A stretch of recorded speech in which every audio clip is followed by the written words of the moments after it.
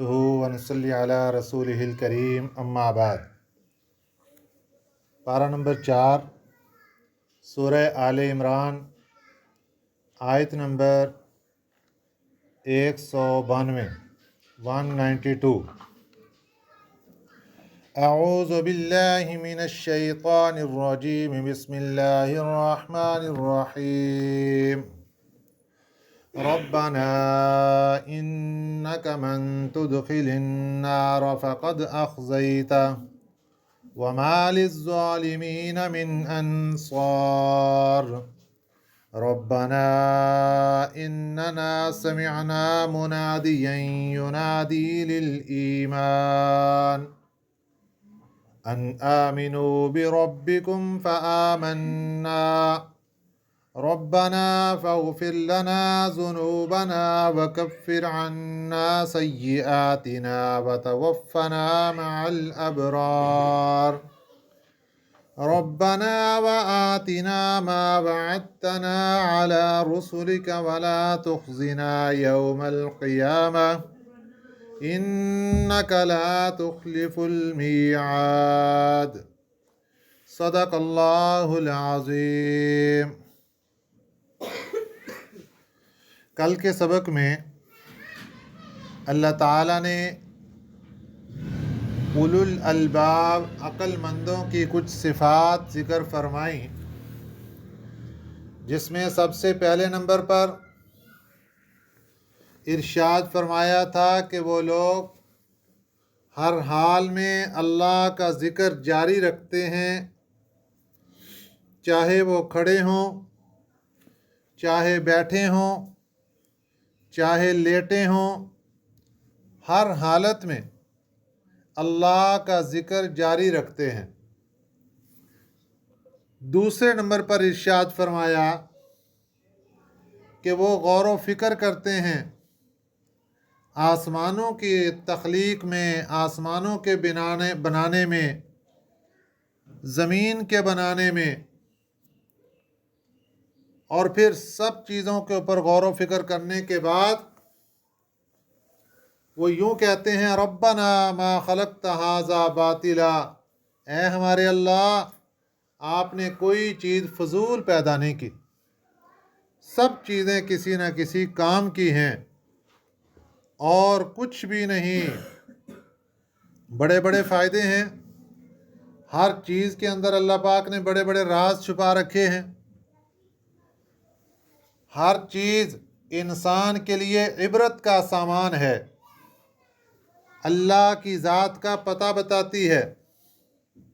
تو وہ آخر میں کہتے ہیں سبحانک، آپ کی ذات بالکل پاک ہے، فقنا عذاب النار، ہمیں جہنم کی آگ سے بچا دیجیے، آگ کے عذاب سے بچا دیجیے۔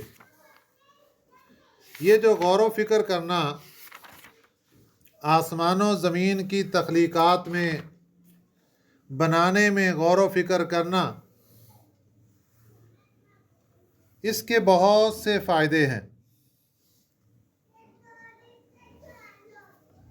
حضرت حسن بن عامر رضی اللہ تعالیٰ عنہ فرماتے ہیں میں نے بہت سے صحابہ اکرام سے یہ سنا، سب یہی فرماتے تھے کہ ایمان کا نور، یہ جو غور و فکر کرنا ایمان کا نور ہے اور روشنی کا تفکر ہے۔ حضرت ابو سلیمان دورانی رحمۃ اللہ علیہ نے فرمایا کہ میں گھر سے نکلتا ہوں تو جس چیز پر بھی میری نگاہ پڑتی ہے میں کھلی آنکھوں سے دیکھتا ہوں کہ اس میں میرے لیے اللہ تعالیٰ کی ایک نعمت ہے، اس کے وجود میں میرے لیے عبرت حاصل کرنے کا سامان موجود ہے۔ حضرت سفیان بن عیینہ رحمہ اللہ فرماتے ہیں کہ غور و فکر ایک نور ہے جو تیرے دل میں داخل ہو رہا ہے۔ حضرت عبداللہ بن عمر رضی اللہ تعالیٰ نے فرمایا کہ ایک بزرگ کا گزر ایک عابد اور زاہد کے پاس سے ہوا۔ وہ ایسی جگہ بیٹھے ہوئے تھے کہ ان کے ایک طرف قبرستان تھا اور دوسری طرف گھروں کا کوڑا کرکٹ، ڈھیروں کے ڈھیر لگے ہوئے تھے۔ गुजरने वाले बुजुर्ग ने कहा कि दुनिया के दो खजाने तुम्हारे सामने है, एक इंसानों का खजाना जिसको कब्रिस्तान कहते हैं, दूसरा माल और दौलत का खजाना जो फजलात और गंदगी की सूरत में तुम्हारे सामने मौजूद है। ये दोनों खजाने इबरत के लिए काफ़ी हैं। हमने कभी गौर किया? कब्रिस्तान जाकर देखो, ये खजाने हैं, इंसानों के खजाने मिट्टी के अंदर छुप गए। कभी कूड़े करकट के ढेर को देखा करो, ये माल और दौलत के खजाने जो ऐसी गंदगी के अंदर तब्दील हो गए कि अब वहाँ से गुजरते हुए भी नाक पर कपड़ा रखना पड़ता है, बदबू आ रही है उससे। तो अल्लाह ताला हमें समझा रहे हैं, अब भी समझ जाओ, समझ जाने का वक़्त है कि ना तो दुनिया के उस ख़जाने पर फ़ख्र करो, ना इस ख़जाने पर फ़ख्र करो। ये सब दी हुई अल्लाह की नेमतें हैं, इनको अपनी असल जगह पर, असल मकाम पर खर्च करो।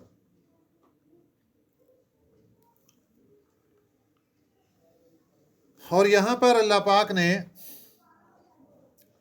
ये इरशाद फरमा दिया, अक्लमंद लोग जो अल्लाह के ज़िक्र करने वाले हैं वो अक्लमंद हैं, गौर व फिक्र करने वाले वो अक्लमंद हैं।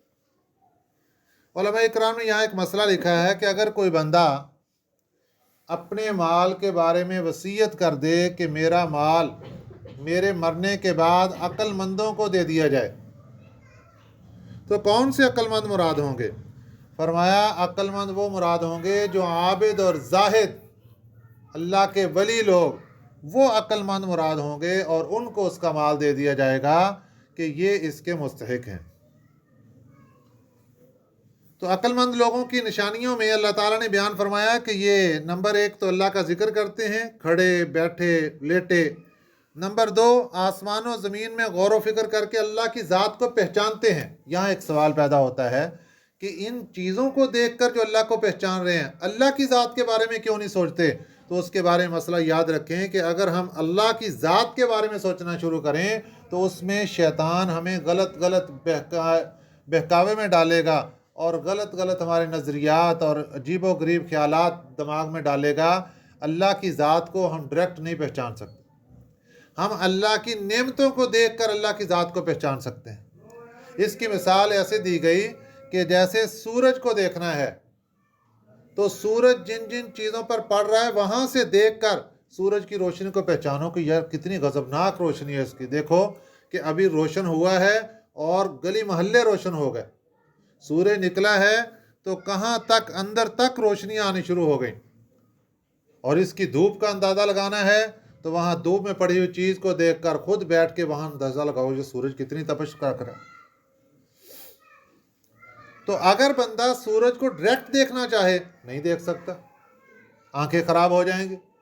इसलिए जैसे सूरज को देखना इंसान के लिए मुश्किल, इसी तरह डायरेक्ट अल्लाह की ज़ात के बारे में गौर व फिक्र ये डायरेक्ट मुश्किल है।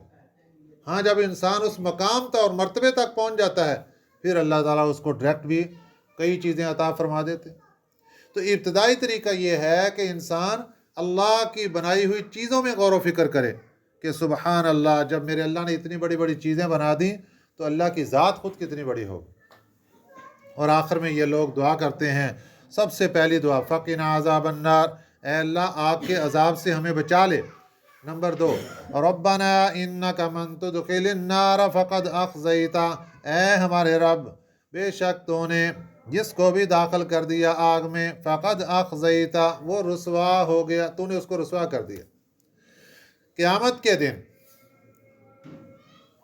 जहन्नम तो तैयार की गई काफिरों के लिए, उन्होंने तो जाना ही जाना, लेकिन एक मुसलमान बंदा, कलमा गो बंदा, उम्मत नबविया सल्लल्लाहु अलैहि वसल्लम का बंदा, ये भी क़यामत के दिन फैसला होगा जहन्नम जाने का। ये किस लिए जाएगा? ये अपनी मैल कुचैल दूर करने के लिए, क्योंकि जन्नत पाक लोगों की जगह, वहाँ नापाक बंदा नहीं जा सकता। जो गुनाहों की पाकी लग गई उसको उतरवाने के लिए जहन्नम जाना पड़ेगा, और जहन्नम का सिर्फ ऐलान हो जाना ये काफ़ी है। बात, जहन्नम की भाप इतनी गर्म होगी कि 500 घंटे, 5,000 साल, बड़ी लंबी दूर दराज से اس کی مسافت وہاں سے اگر بندہ گزرے گا تو جہنم کی بھاپ کو برداشت نہیں کر سکے گا۔ تو وہاں سے گزرتا ہوا جہنم کی بھاپ کو برداشت نہیں کر سکتا، جو جب جہنمی ہونے کا اعلان کیا جائے گا تو کیا بنے گا؟ تو جس کو بھی اللہ تعالیٰ نے جہنم کے اندر ڈال دیا بس وہ رسوا ہو گیا۔ فرمایا ربنا انک من تدخل النار، اے ہمارے اللہ بے شک تو نے جس کو بھی داخل کر دیا آگ میں فقد اخزیتا، تو نے اس کو رسوا کر دیا، وما للظالمین من انصار، ظالموں کا کوئی مددگار نہیں۔ ربنا اننا سمعنا منادیا ینادی للایمان، اے ہمارے رب بے شک ہم نے سنا منادیا، ایک منادی کو، اعلان کرنے والے کو، ینادی للایمان، جو پکارتا تھا ایمان کے لیے، ایمان حاصل کرنے کی طرف پکار رہا تھا، ان آمنوا بربکم، کہ ایمان لاؤ اپنے رب پر، فآمنا، اللہ ہم ان کے کہنے پر ایمان لے آئے۔ صحابہ کرام اللہ سے درخواست کر رہے ہیں، اللہ ایک منادی پکار رہا تھا، تیرا ایک رسول بلا رہا تھا، ایمان لاؤ ایمان لاؤ، ہم نے اس کی بات مان لی، فآمنا، ایمان لے آئے۔ ربنا فاغفر لنا، اے ہمارے اللہ ہمارے گناہوں، فاغفر لنا ذنوبنا، ہمارے گناہوں کو بخش دے، وکفر عنا سیئاتنا، اور ہمارے غلطیوں کو ختم کر دے، کفر ختم کر دے، مٹا دے، سیئاتنا ہماری غلطیوں کو، برائیوں کو، وتوفنا مع الابرار، اور ہمیں وفات دے نیک لوگوں کے ساتھ، یعنی جب ہمارا موت آئے تو نیک لوگوں جیسی موت آئے، نیک لوگوں کے ساتھ ہمارا حشر۔ ربنا وآتنا ما وعدتنا، اے ہمارے رب اور عطا کر ہمیں جو تو نے ہم سے وعدہ کیا، علی رسول کا، اپنے رسول کے واسطے سے، ولا تخزنا یوم القیامہ، اے اللہ ہمیں قیامت کے دن رسوا نہ کرنا۔ قیامت کے دن رسوا نہ کرنے سے کیا مراد؟ کہ وہاں جہنم کا ایک لمحے کے لیے بھی اعلان ہونا، بس وہ رسوائی کا ذریعہ بن جائے۔ انک لا تخلف المیعاد، بے شک آپ اپنے وعدے کی خلاف ورزی نہیں کرتے۔ یہ وہ دعائیں تھیں جو کہ ہمارے بھی صبح و شام کی دعاؤں میں شامل کر لینا چاہیے۔ صحابہ اکرام رضوان اللہ علیہم اجمعین نے ہمیں دعائیں سکھائی ہیں، ہمیں چاہیے کہ ہم صبح اور شام کی اپنی دعاؤں میں ان دعاؤں کو شامل کر لیں۔ قرآنی دعائیں ہیں۔ اللہ تعالیٰ نے ساری دعائیں سننے کے بعد کیا اعلان فرمایا؟ فاستجاب لہم، قبول کر لی اللہ نے ان کی دعائیں، ربہم، ان کے رب نے قبول کر لی ان کی دعائیں، ربہم، ان کے رب نے، انی لا اضیع عمل عامل منکم، بے شک میں نہیں ضائع کروں گا کسی عمل کرنے والے کا عمل، منکم، تمہارے میں سے، تم میں سے جس نے بھی عمل کیا ہوگا میں اس کے عمل کو ضائع نہیں کروں گا، من ذکر و انثی، چاہے وہ مرد ہو چاہے عورت ہو، بعضکم من بعض، تم ایک دوسرے کی جنس ہو۔ تو اس لیے اللہ تعالیٰ کا وعدہ ہے اگر چھوٹے سے چھوٹا عمل بھی کیا ہوگا اللہ ضائع نہیں ہونے دیں گے، اس کو سنبھالیں گے۔